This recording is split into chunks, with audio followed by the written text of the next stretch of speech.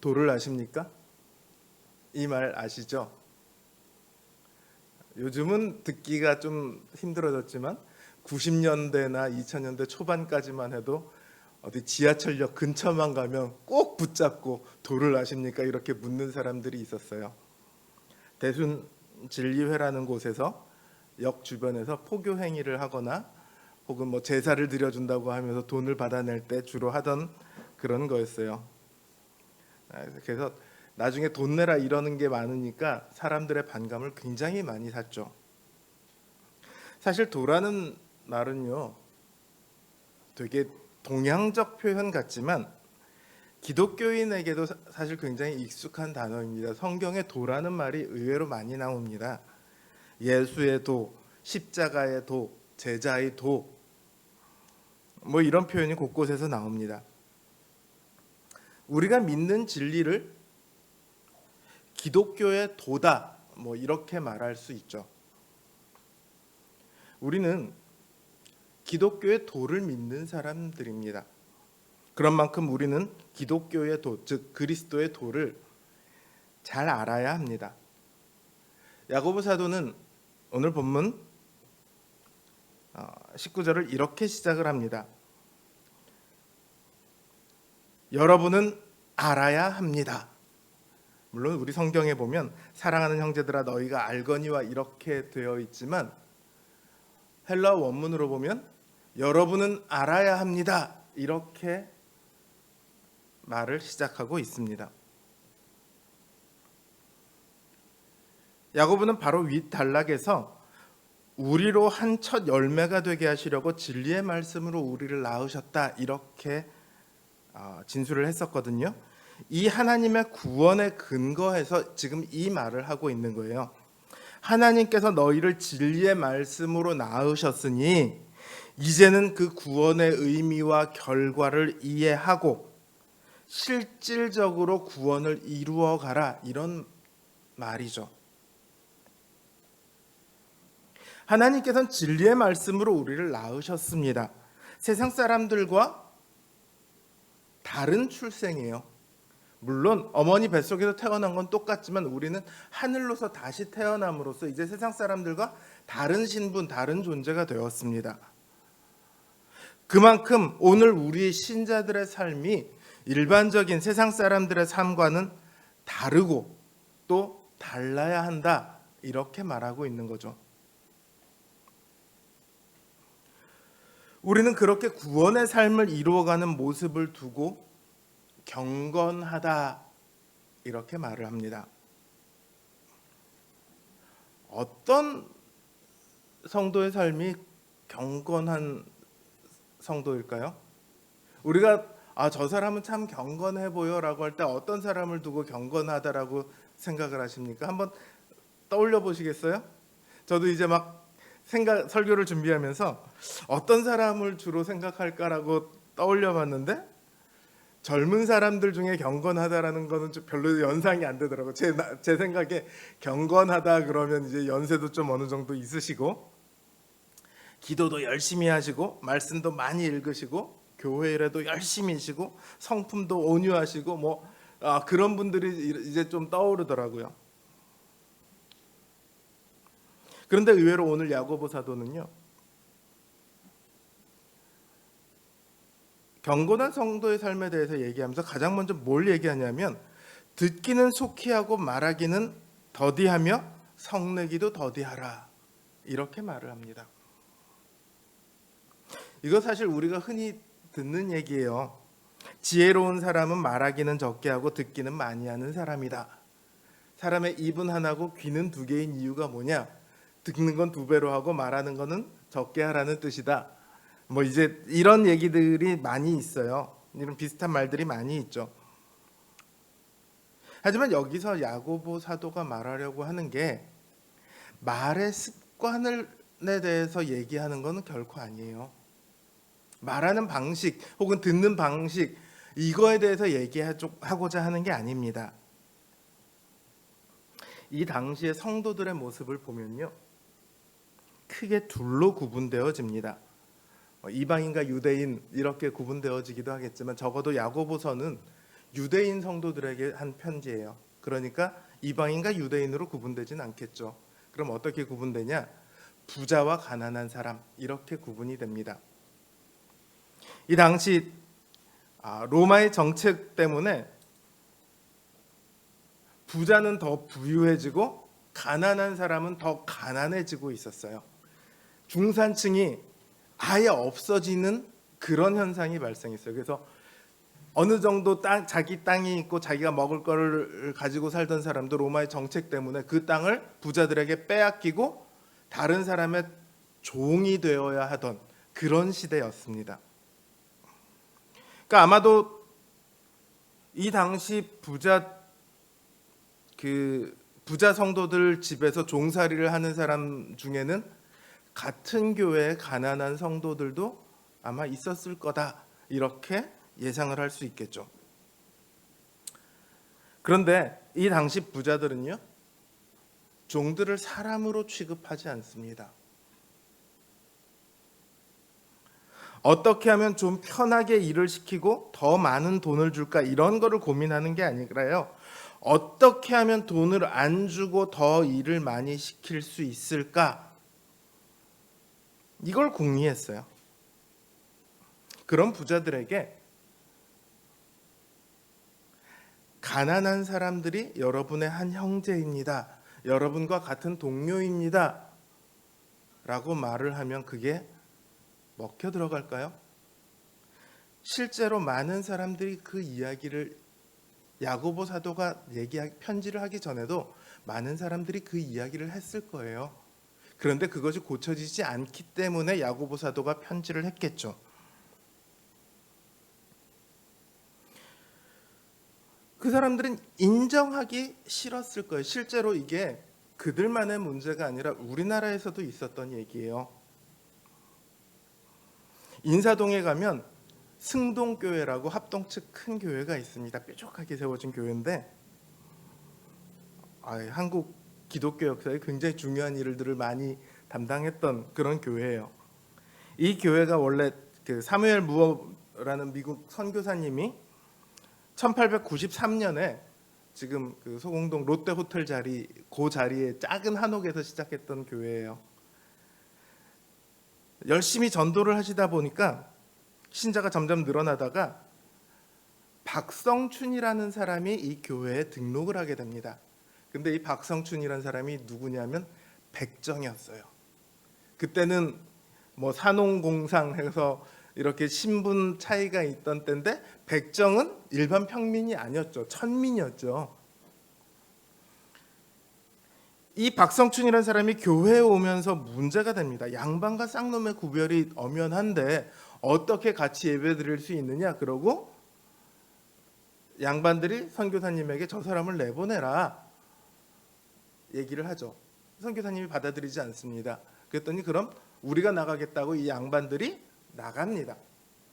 자, 이 박성춘이란 사람의 심정이 어떨까? 나는 예수 그리스도가 너무 좋아서 예수 그리스도가 나의 구주라고 믿어서 교회를 왔을 뿐인데 자기 때문에 교회가 막 갈라지고 있어요. 입장이 엄청 난처하겠죠. 그러니까 열심히 전도를 합니다. 수원까지 가서 막 전도를 할 정도였어요. 막 전도를 하고 사람들이 오는데 이 사람이 사는 곳이 어디냐면 백정마을이거든요. 그러니까 누가 제일 많이 오겠어요? 주변에 있던 백정들이 많이 와요. 야, 교회만 오면 백정도 사람 취급해 주더라. 백정들이 많이 오죠. 그래서 이분이 이 교회를 근거로 해서 백정 철폐 운동을 벌입니다.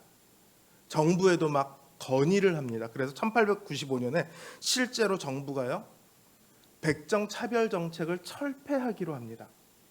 더 이상 백정을 차별하면 안 된다, 이렇게 정부에서 공고를 하죠. 그래서 이 박성춘이라는 사람은 그 민중들의 지도자 같은 그런 존재가 돼버렸어요. 그래서 1898년에 우리 역사 시간을 잘 생각해 보면 독립협회에서 만민공동회라는 거를 개최하거든요. 거기서 민중의 대표 중에 한 사람을 이 사람은 연설까지 할 정도가 됐어요. 뭐 이렇게까지 되었으니까 이제 양반들도 더 이상 나갔던 사람들 양반들도 더 이상 그 사람을 거부할 명분이 별로 없어요. 다시 들어와서 합치죠. 교회를 합치게 됩니다. 그러다 한 10년 정도가 지나고 나서 이 박성춘이라는 사람이 교회 장로 후보가 됩니다. 근데 양반들도 그것까지는 우리는 못 참겠다. 이제 이렇게 된 거예요. 내가 같이 예배는 드릴 수 있고 같은 교인이라는 것까지는 알겠는데 그 사람이 우리의 지도자가 되는 것까지는 나는 용납을 못하겠다. 그러고서는 마음에 맞는 사람들이랑 교회를 나갑니다. 그래서 새로 교회를 세워요. 그게 안국동에 있는 인사동 옆에 안국동에 있는 안동교회라는 곳이에요. 승동교회도 그렇고 안동교회도 그렇고 그렇게 갈라지기는 했는데 일제 치하에서 그리고 그 이후에도 한국교회사에서 굉장히 중요한 역할들을 많이 감당을 했습니다. 자, 20세기 들어와서도 이런 일이 실제로 일어났어요. 그러면 1세기에 부자들이 가난한 사람들하고 함께 신앙생활을 한다? 이게 부자들 입장에서 좋을까요? 안 좋겠죠. 고린도전서에서도 보면요, 성찬 부분을 다룰 때 명확하게 명시되어 있지는 않지만 부자들이 가난한 사람들을 멸시하고 배척하고 소위 왕따시키는 이러는 상황에서 바울 사도가 굉장히 강력하게 말을 하고 있는 걸 볼 수 있습니다. 이런 분위기 속에서 야고보 사도가 듣기는 속히하고 말하기는 더디하고 성내기도 더디하라, 이런 말씀은요, 일반적인 우리 말에 관한 습관에 대한 얘기가 아니라 부자들을 향해서 하고 있는 말씀으로 우리는 이해를 해야 됩니다. 사실 오늘날도 교회 가면 이런 분들을 볼 수 있어요. 남의 말은 잘 안 듣고 자신의 말만 하고 툭 하면 화를 냅니다. 뭐에 대해서요? 교회 일에 대해서요. 예를 들어, 야, 교회를 오는데 옷차림 정갈하게 하고 와야지. 뭐 이제 가장 간편하게 얘기하면 이런 거예요. 이 당시 이 종살이를 하는 사람들은 먹을 게 없었어요. 그러니까 일을 끝내고 저녁에 오면 매일 저녁 교회에서 예배를 드리는데 부자들이 빵과 포도주를 내놔서 매일 애찬을 벌입니다. 일종의 성찬이죠. 그걸로 이들은 저녁에 배를 불리는 거예요. 그것도 불만이에요. 내놓기는 우리가 내놓는데 너희는 왜 한 번도 내놓는 걸 못 보냐? 그리고 와서 너희가 왜 제일 많이 먹냐? 기분 나쁘네. 너희도 한 번쯤 내야지. 뭐 이제 이런 식의 얘기들이 오갔겠죠. 야, 너희가 가난한 건 하나님의 저주를 받아서 가난한 거야. 우리가 부유한 건 하나님의 복을 받아서 부유한 거야. 이런 식의 말을 하지 않았을까요? 저는 오늘날도 이런 식의 말을 하는 사람들을 많이 봤거든요. 이때도 충분히 있을 수 있다라고 생각을 합니다. 한마디로 너와 나는 같은 교회를 다니긴 하지만 수준이 달라, 이런 거예요. 나는 경건한 성도고 너는 아니야. 그러니까 너는 내 말을 듣고 내 말을 따라야 해. 너는 입 닥치고 조용히 하고 있고 내가 시키는 대로만 해. 뭐 이런 분위기인데, 너 왜 내가 그거 하라고 했는데 안 했어? 죽을래? 너 왜 그렇게 해? 이런 식으로 화를 내게 되죠. 자기가 생각하고 생활하고 있는 모습이 신앙생활의 기준이고 교회 생활의 표준이라고 생각하고 있어요. 자기가 옳으니까 남의 말은 들을 필요가 없죠. 그냥 자기 말만 하면 돼요. 자기 말대로 안 하면 화를 내죠. 사실 이거 의외로 흔한 일입니다. 주변에 어떤 성도가 상처를 받았다더라 하면 대체로 교회의 중직자를 맡은 분들이 이런 태도를 가지고 있기 때문에 상처를 받습니다. 어떤 교회에 분란이 일어났다더라 하면 대체로 양쪽이 다 이런 입장을 가지고 있기 때문에 분란이 일어납니다. 혹은 어느 한쪽이 아주 심하게 강하게 이런 입장을 가지고 있거나요. 그 심하면 교회가 깨지기도 하죠. 그런데 야고보 사도는 이렇게 하는 사람이 결코 경건하지 않다라고 얘기를 합니다. 그런 삶은 하나님의 의를 이룰 수 없다고 딱 잘라서 말합니다. 하나님의 의를 이룰 수 없는데 경건은 무슨 경건입니까? 야고보 사도는 이런 삶의 모습이 경건하기 때문이 아니라 오히려 더러운 것과 넘치는 악 때문이다, 이렇게 얘기를 합니다. 원문을 보면요, 모든 도덕적으로 더러운 것과 널리 유행하고 있는 악을 제거하라, 이렇게 얘기를 해요. 그러니까 이거는 말하는 습관의 문제가 아니라 그 말이 나오게 하는 그 마음 안에 뭐가 들어있느냐의 문제거든요. 그 안에 더러운 것, 죄의 더러운 탐욕들이죠. 그리고 세상의 악을 따라하는 모습, 이것들이 들어있어서 문제가 된다는 거예요. 아까 말했듯이 당시 세상들은 가난한 사람들을 무시하고 멸시합니다. 종들을 어떻게 하면 더 착취할 수 있을까 궁리하고 서로 방법을 공유하기도 하죠. 부자들이 듣지 않고 쉽게 말하고 쉽게 성내는 것은요, 그 안에 인간의 더러운 탐욕이 가득 들어있고 세상의 정욕, 유행하는 정욕이 들어있기 때문입니다. 야고보 사도는 이런 마음을 버리고 마음에 심긴 돌을 온유함으로 받으라, 이렇게 말을 합니다. 앞에서 하나님께서 진리의 말씀으로 우리를 낳으셨다, 이렇게 말씀해 드렸잖아요.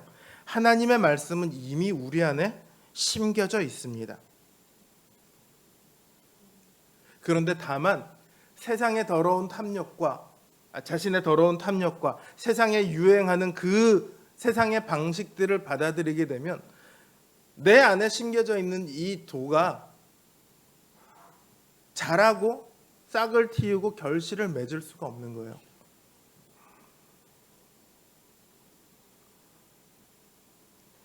우리는 우리 안에 있는 그 하나님의 말씀을 붙들어야 합니다. 동시에 그 말씀에 합당하지 않은 모든 더러운 것들과 세상의 것들을 내다 버려야 합니다. 이 두 가지를 위해서 우리는 동시에 이루어져야 하는 거예요. 이 두 가지가 동시에 이루기 위해서 우리는 부단히 노력을 해야 합니다. 도를 듣는다고, 도를 알고 있다고 모두가 다 구원을 얻는 것은 아닙니다. 나는 도를 알아야 하지만 그 도를 행할 생각이 없다면 그건 자기를 속이는 겁니다. 그것도 세상에서 가장 극악한 속임수예요. 다른 속임수들은 끽해야 돈을 잃거나 친구를 잃거나 건강을 잃거나 이 정도로 끝나지만 이거는 영원한 생명을 잃는 속임수입니다. 가짜 구원으로 자신을 인도합니다. 자신은 구원받았노라고 믿지만, 어느 누구보다도 구원이 가깝다고 믿지만 사실은 구원에서 가장 먼 사람입니다. 오히려 믿지 않는 사람들보다 오히려 구원에서 더 멀다고 봐야 돼요. 왜냐하면 그렇게 믿고 있는 사람들은요, 아무리 진리를 얘기해줘도 받아들이지를 않아요. 여러분 주변에 이단 있으세요 혹시? 이단에 들어가 있는 분들 가끔 언론이나 이런 데서 나오는 거 보면 충분히 알 수 있어요. 이단을 믿는 사람들은요, 우리가 생각하기 아니 저걸 어떻게 믿어? 싶은 거를요 그냥 믿습니다. 그게 아니라고 아무리 얘기해도 듣지도 않습니다. 그리고 거기서 나올 생각도 안 해요.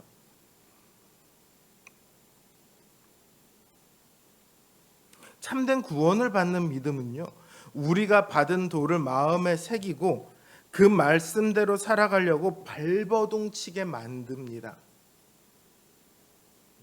그걸 우리는 참된 경건이라고 말을 하는 거예요. 참된 경건은 우리가 어떤 수준, 그야말로 말씀 많이 읽고 막 이런 수준이 아니라 우리 안에 심긴 돌을 붙들려고 하고 그 다음에 우리 안에 있는 더러운 마음과 세상의 것들을 내버리려고 치열하게 노력하는 그 모습을 두고 경건하다라고 얘기하는 거예요. 도를 행하는 사람이, 도를 행하려고 발버둥 치는 사람이 참된 신자고 경건한 신자입니다.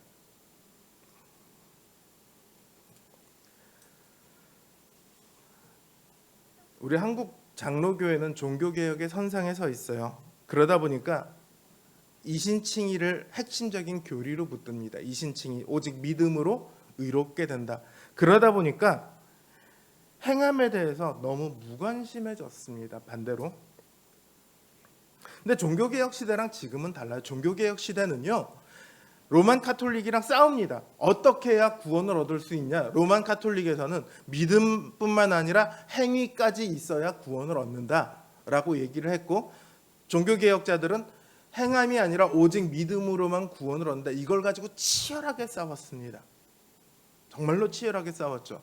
그러다 보니까 이때는 행함이라는 얘기만 나와도 막 거부 반응을 일으킬 정도로, 그 정도였어요. 루터가 그래서 야고보서를 보고 지푸라기 서신이다라고 할 만큼, 성경이 아닌 것은 아니지만 지푸라기만큼의 가치밖에 없는 그런 가벼운 성경이다라고 얘기할 만큼 행함에 대해서 거부감이 있을 정도의 그런 반응을 보였었어요. 그런데 지금은, 오늘날 21세기에는 우리가 로만 카톨릭이랑 그걸 갖고 싸우고 있습니까? 그러지 않잖아요. 오히려 그럼 지금 가장 문제가 되는 건 뭐냐면, 신자가 신자답게 살아가지 못하는 삶의 모습이 가장 문제가 되고 있다고요. 그러면 우리는 무엇을 이야기해야 하는가? 믿음뿐만 아니라 행함에 대해서도 분명히 우리는 이야기를 해야 합니다. 행함으로 구원을 얻는다는 것은 아니지만 진정한 믿음은 반드시 행함이 뒤따라야 한다. 이것을 우리는 반드시 얘기를 해야 돼요. 그러니까 참된 믿음은 우리의 삶 속에서 어떻게 나타나는가? 야고보 사도가 사실 이 얘기를 하고 있거든요. 오늘 26절을 보시면요, 야고보 사도가 이렇게 말합니다. 누구든지 스스로 경건하다 생각하며 자기 혀를 제갈먹이지 아니하고 자기 마음을 속이면 이 사람의 경건은 헛것이다. 행함이 없는 경건은 경건이 아니라는 거예요. 앞에서 말씀드렸듯이 말하는 법에 대한 교훈이 결코 아닙니다. 스스로 경건하다 생각하는 그 사람들이 사실은 헛된 경건을 쫓고 있다, 그 얘기를 하려고 하는 거예요. 이런 사람들이 혀를 올려 말하는 것이요, 자기 스스로는 만족스러울 수 있습니다. 내가 오늘 교회에서 이런 얘기를 했어, 사람들한테 찍소리 못하더라고, 스스로 만족스러울 수 있습니다. 혹은 다른 사람들이 보기에도 굉장히 그럴듯해 보일 수 있습니다. 하지만 그 안에 무엇이 들어있느냐, 그 마음에 무엇을 쫓고 있느냐, 이것에 따라서 그 경건이 진짜인지 가짜인지가 분명히 드러나게 되어 있습니다. 자기는 엄청 경건하다라고 얘기를 해도요, 나중에 뒤에 가면 사람들이 다 알고 다 얘기를 해요. 저 사람 우리한테 이렇게 얘기했는데 사실은 이렇더라. 다 알아요. 이번에 얼마 전에 그 국민 피겨 여왕인 김연아 씨가 결혼한다는 소식이 들려왔죠. 고우림이라는 가수, 베이스 가수인데 목소리 정말 좋더라. 좋아하는 가수인데, 이분이 원래 목사님 아들이에요.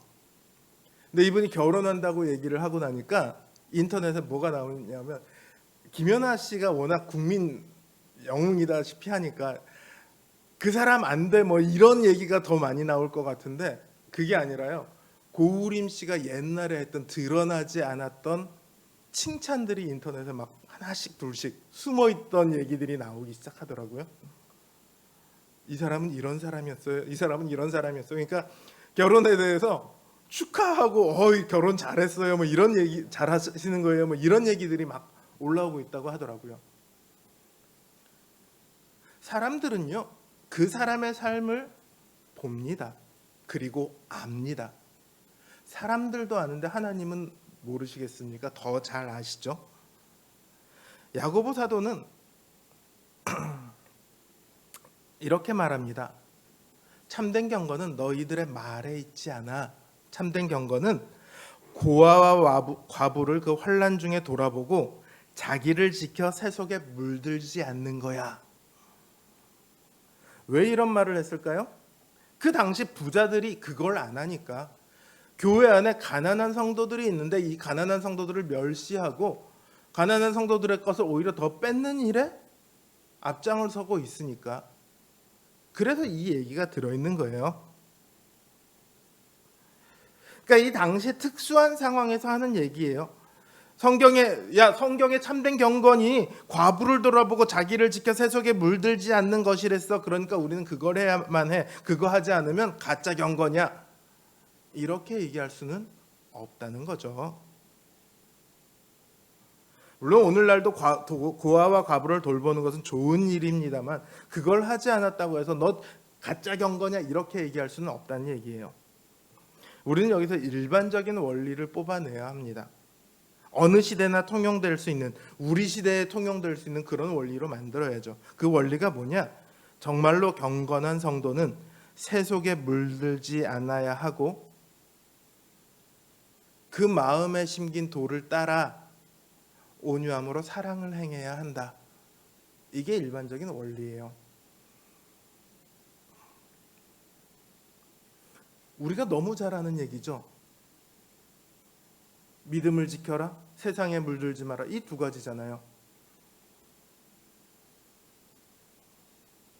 사실 신앙의 가장 큰 원리는 이 딱 두 가지, 이 두 가지예요. 그게 어려울 뿐이고 우리 삶의 모습에 따라 다양한 형편으로 나타날 뿐이죠. 우리 마음에 심긴 도는요, 우리가 이 원리를 따라서 살아가도록 우리를 인도합니다. 그 인도를 따라 사는 삶이 경건한 삶이에요. 하나님의 영광스러운 첫 열매답게 살아가는 삶입니다. 물론 쉽지 않아요.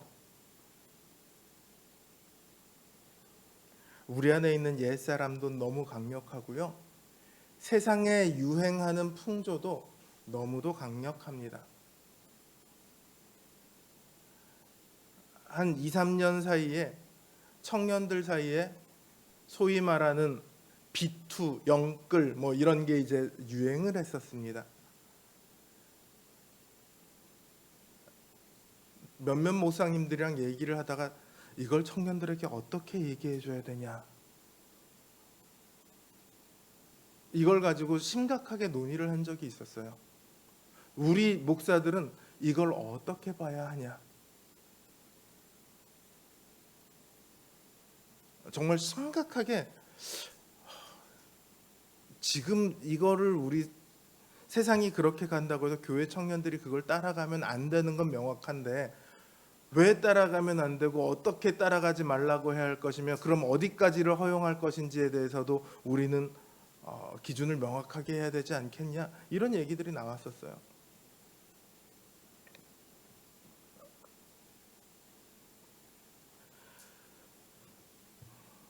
우리는요, 끊임없이 발버둥 쳐야 합니다. 세상을 닮아가지 않기 위해서, 그리고 우리 안에 있는 더러운 탐욕에 물들지 않기 위해서. 우리가 그걸 위해 발버둥 치는 걸 포기하는 거는요, 예수 그리스도의 손을 우리가 놓는 것과 마찬가지예요. 사사기에 보면 이스라엘 백성들이 하나님의 은혜를 끊임없이 받으면서도 하나님을 버리고 다른 신을 섬깁니다. 왜요? 그게 유행하는 풍조거든요. 그리고 자기 안에 있는 탐욕과 욕심과 잘 맞거든요. 그러니까 끊임없이 다른 신을 섬깁니다. 하나님을 버리고. 똑같은 거예요. 하나님을 버리는 거예요. 절대 포기하지 마십시오. 하나님께서는요, 우리의 헛된 경건을 위해, 우리가 스스로를 속이도록 하기 위해, 우리가 세상을 쫓아가도록 하기 위해 그 아들 예수 그리스도를 사망에 내어주신 게 결코 아닙니다.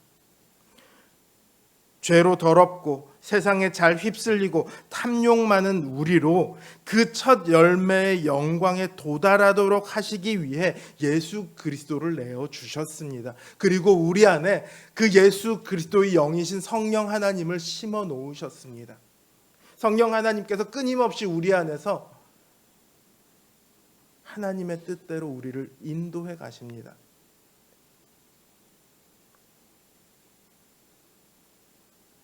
우리가 그 인도를 따라 믿음을 따라 행동할 때, 또 그러려고 애를 쓸 때 다른 누군가가 아니라 하나님께서 친히 우리를 경건한 성도다 그렇게 인정해 주실 겁니다.